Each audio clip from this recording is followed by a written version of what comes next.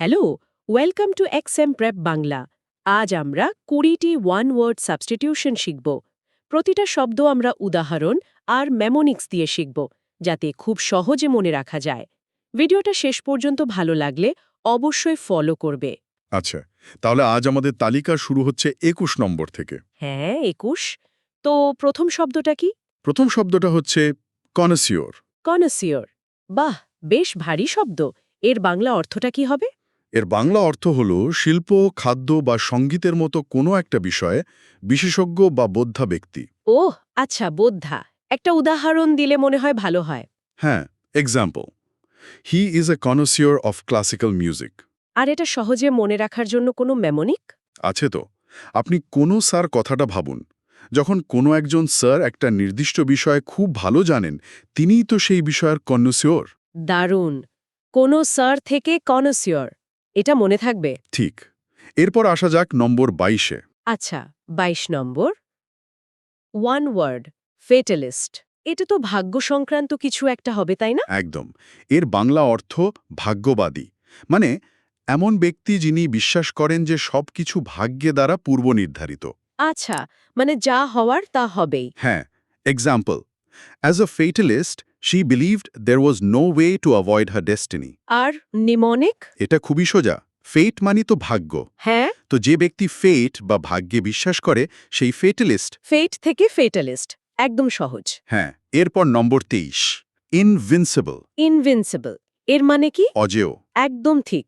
অজেয়, মানে যাকে পরাজিত করা বা হারানো যায় না। যেমন ধরুন, কোনো ক্রিকেট টিমকে বলা হয়। হ্যাঁ, ঠিক তাই।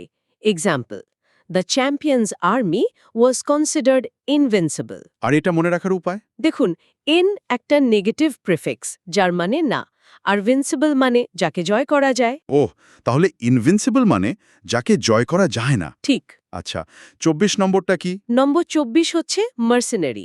মার্সেনারি, এটা সম্ভবত সৈনিকদের সাথে জড়িত কিছু। হ্যাঁ, মার্সেনারি মানে ভাড়াটে সৈনিক, যে শুধুমাত্র টাকার জন্য যে কোনো দেশের হয়ে যুদ্ধ করে। ও, আচ্ছা, যাদের কোনো দেশের প্রতি আনুগত্য নেই, শুধু অর্থের জন্য লড়ে। একদম। Example, the king hired a group of mercenaries to fight his war. এটা মনে রাখবো কিভাবে? আপনি মার সেনা টাকা এই শব্দগুলো দিয়ে মনে রাখতে পারেন। মার সেনা টাকা।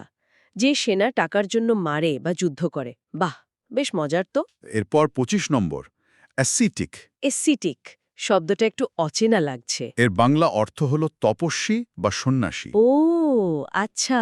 মানে যিনি ধর্মীয় কারণে সব শারীরিক সুখস্বাচ্ছন্দ্য ত্যাগ করে খুব কঠোর আর সরল জীবনযাপন করেন। বুঝতে পেরেছি। একটা উদাহরণ? Example, the ascetic monk lived alone in the mountains. আর এর নিমোনিক? অ্যাসিটিক শব্দটা শুনতে অনেকটা এসে ঠিকের মতো লাগে না? সে ঠিক। হ্যাঁ, কিছুটা তো লাগেই। এসে ঠিক করেছেন, তিনি অ্যাসেটিক।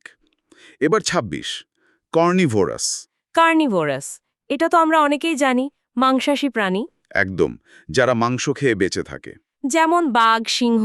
হ্যাঁ, example, lions, tigers and wolves আর কার্নিভোরাস অ্যানিমালস। এটা মনে রাখার জন্য তো। হ্যাঁ, কার্নি শব্দটার মূল অর্থই হলো মাংস, তাই কার্নিভোরাস মানে যারা মাংস খায়। এটা খুবই সহজ। আচ্ছা, ২৭ নম্বরটা কি? কার্টোগ্রাফি। কার্টোগ্রাফি। গ্রাফি মানে তো আঁকা। কার্ট মানে কি মানচিত্র? কাছাকাছি। কার্টোগ্রাফি হলো মানচিত্র অঙ্কনবিদ্যা বা মানচিত্র তৈরির কৌশল। আচ্ছা, ম্যাপ মেকিং। ঠিক। Example, he is studying cartography to become a map maker. এটার নিমোনিকটা কি হবে? ভাবুন, কার্ট মানে গাড়ি আর গ্রাফি মানে আঁকা। গাড়িতে করে ঘুরে ঘুরে ম্যাপ আঁকা। একদম, গাড়িতে করে ঘুরে ঘুরে ম্যাপ আঁকার কাজই হল কার্টোগ্রাফি। এরপর নম্বর ২৮, এটিমোলজি। ইটিমোলজি, এটা আমার খুব পছন্দের একটা বিষয়। শব্দের উৎস নিয়ে আলোচনা। বাহ, দারুণ। হ্যাঁ, এর মানে হলো শব্দের উৎস এবং তাদের অর্থের ইতিহাস নিয়ে আলোচনা বা শব্দ ব্যুৎপত্তিবিদ্যা। Example? Example, the etymology of the word companion is very interesting. আর এটা মনে রাখার কোনো মজার উপায়? এটিমোলজি শব্দটা শুনতে অনেকটা ইতিমূলক কথার মতো। ইতিমূলক। হ্যাঁ, মানে শব্দের ইতিহাস বা মূলের কথা। বেশ ভালো। এবার ২৯, হোমিসাইড। হোমিসাইড। সাইড মানে তো হত্যা, তাই না? ঠিক ধরেছেন। সাইড মানে হত্যা, হোমিসাইড মানে নরহত্যা, মানে ইচ্ছাকৃতভাবে কোনো মানুষকে হত্যা করার অপরাধ। আচ্ছা, এক্সাম্পলটা কি হবে? Example, he was charged with homicide. আর হোমি অংশটা? হোমি শব্দটি হোমোসেপিয়েন্স বা মানুষ থেকে এসেছে, তাই হোমোসাইড মানে মানুষের হত্যা বা নরহত্যা। সহজ। নম্বর 30, আইকনোক্লাস্ট। আইকনোক্লাস্ট বেশ গুরুত্বপূর্ণ একটা শব্দ। হ্যাঁ, এর মানে হলো প্রথা বিরোধী, যিনি সমাজের প্রচলিত বিশ্বাস বা রীতিনীতিকে আক্রমণ বা সমালোচনা করেন। যেমন গ্যালিলিও? একদম সঠিক উদাহরণ। Example, Galileo was an iconoclast for challenging the belief that the sun revolved around the earth. এটা মনে রাখার কৌশলটা কি? আইকন মানে তো মূর্তি বা কোনো প্রতিষ্ঠিত প্রথা, হ্যাঁ। আর যে সেই আইকনকে ক্ল্যাশ করে বা ভাঙে সেই হলো আইকনোক্লাস্ট। আইকনকে ক্ল্যাশ করে যে, দারুণ। এরপর 31 নম্বর, ইলেজিবল। ইললেজিবল। এটা তো খুব পরিচিত সমস্যা, অপাঠ্য হাতের লেখা। ঠিক তাই, এমন হাতের লেখা যা পড়া খুব কঠিন বা প্রায় অসম্ভব। ডাক্তারদের প্রেসক্রিপশনের মতো? হ্যাঁ, বলা যেতে পারে। Example, the doctor's handwriting was completely ইলেজিবল।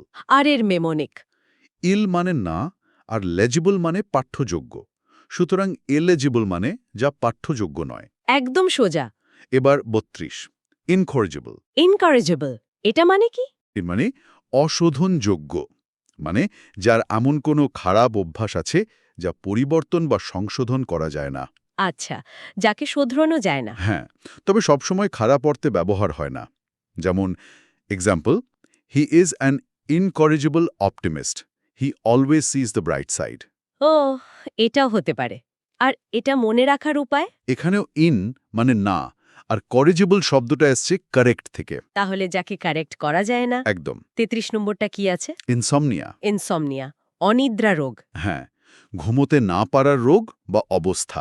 আজকাল তো এটা খুব সাধারণ একটা সমস্যা। ঠিক। এক্সাম্পল, স্ট্রেস এট ওয়ার্ক অফেন কজেস ইনসমনিয়া। এটা মনে রাখার জন্য কোনো মেমনিক আছে? একটা মজার জিনিস ভাবতে পারেন, ইনসোমনিয়া মানে সোম বা আরাম নিতে পারছে না, তাই তার ঘুম আসছে না। হা হা, আরাম নিতে পারছে না। বেশ ভালো। এরপর 34, নেপোটিজম। নেপোটিজম, স্বজন পোষণ। এটা তো খবরের কাগজে প্রায়ই দেখা যায়। হ্যাঁ, ক্ষমতার পদে থেকে নিজের পরিবারের লোকদের অন্যায়ভাবে সুযোগ সুবিধা দেওয়া। ঠিক। Example, Example. The manager was accused of nepotism for hiring his own nephew. এটার জন্য তো একটা বাংলা প্রবাদই আছে, কোনটা বলুন তো? নেপোয়ে মারে দই। ওই নেপো শব্দটা মনে রাখলেই নেপোটিজম মনে থাকবে। বাহ, এটা তো দারুণ একটা মেমনিক। 35 নম্বর, অবসলিট। অবসলিট মানে অপ্রচলিত, যা এখন আর ব্যবহার হয় না। একদম। নতুন কিছু আবিষ্কারের ফলে যা এখন আর চলে না। যেমন পেজার বা ফ্লপি ডিস্ক। ঠিক। Example, With the rise of smartphones, pages have become obsolete. এটা মনে রাখার কোনো কৌশল? Obsolete শব্দটাকে এভাবে ভাঙুন। ভাবুন, জিনিসটা এখন so late বা এতটাই পুরনো হয়ে গেছে যে আর চলে না। সো লেট, তাই অবসিলিট। চমৎকার। 36, প্যাট্রিসাইড। প্যাট্রিসাইড, কবার সাইড এসছে মানে হত্যা। প্যাট্রি মানে কি? পিতা। একেবারে ঠিক। প্যাট্রিসাইড মানে পিতৃহত্যা, নিজের বাবাকে হত্যা করার অপরাধ।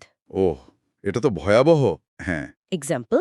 The prince was executed for the crime of patricide. আর মনে রাখার জন্য? প্যাট্রি শব্দটি ল্যাটিন পেটার থেকে এসেছে, যার অর্থ পিতা, আর সাইড মানে তো হত্যা। প্যাটার থেকে প্যাট্রি। ঠিক আছে। 37 নম্বরটা কি? ফিল্যাটেলিস্ট। ফিল্যাটেলিস্ট। এটা ডাকটিকিট জমানোর সঙ্গে যুক্ত, তাই না? একদম। এর মানে ডাকটিকিট সংগ্রাহক, যিনি ডাকটিকিট সংগ্রহ বা গবেষণা করেন। আচ্ছা, example. Example, my grandfather is a dedicated philatelist with a huge collection of stamps. এটা কিভাবে মনে রাখা যায়? ফিলা শব্দের একটা অর্থ হলো ভালোবাসা, আর টেলিস্ট শব্দটিকে আপনি টিকেট বা টিকেট থেকে এসেছে বলে ভাবতে পারেন। যিনি ডাকটিকিট ভালোবাসেন। তিনি ফিল্যাটেলিস্ট। 38, স্টোইক। স্টোইক এর মানে কি নির্বিকার? হ্যাঁ, নির্বিকার বা উদাসীন ব্যক্তি, যিনি কষ্ট বা দুঃখে কোনো অভিযোগ না করে বা অনুভূতি না দেখিয়ে সহ্য করতে পারেন। খুব কঠিন একটা গুণ। অবশ্যই। Example, he remained stoic throughout the difficult trial. আর মেমোনিক? স্টোইক শব্দটা শুনতে অনেকটা স্টপিকের মতো। স্টপিক। হ্যাঁ, যার সব অনুভূতি স্টপ হয়ে গেছে সেই তো নির্বিকার। বাহ, এটা বেশ কার্যকর। এরপর ৩৯, এলিয়েন। এলিয়েন, এটা তো সবার জানা। হ্যাঁ, তবে এর একাধিক অর্থ আছে। বিদেশি, অপরিচিত, ভিন্ন বা ভিন্ন গ্রহের প্রাণী সবই হতে পারে। ঠিক, এক্সাম্পলটা কি? Example, the new environment felt alien to her. এখানে মানে হলো অপরিচিত। আর মেমোনিক? আমার মনে হয় এটার জন্য কোনো মেমোনিকের দরকার নেই। সিনেমা আর গল্পের মাধ্যমে শব্দটা আমাদের সবার কাছেই খুব পরিচিত, তাই না? হ্যাঁ, তা ঠিক। বেশ, আমরা একদম শেষে চলে এসেছি। নম্বর 40, আচ্ছা, শেষ শব্দ কি সেটা? অ্যামাচার। অ্যামাচার, মানে অপেশাদার। হ্যাঁ, যিনি কোনো কাজ পেশা হিসেবে করেন না, শুধুমাত্র আনন্দের জন্য বা শখের বশে করেন। যেমন শখের ফটোগ্রাফার। একদম। Example, he is an amateur photographer but his pictures are amazing. এটা মনে রাখার উপায়? অ্যামেচারকে আপনি ম্যাচিওর হিসেবে ভাবতে পারেন। ম্যাচিওর। অর্থাৎ যিনি কোনো কাজে এখনো প্রফেশনাল বা ম্যাচিওর হননি। আচ্ছা, বেশ ভালো একটা উপায়। আজকের 20টা ওয়ান ওয়ার্ড সাবস্টিটিউশন এখানেই শেষ। নিয়মিত এমন ক্লাস পেতে এক্সাম প্রেপ বাংলাকে ফলো করতে ভুলবে না। ধন্যবাদ।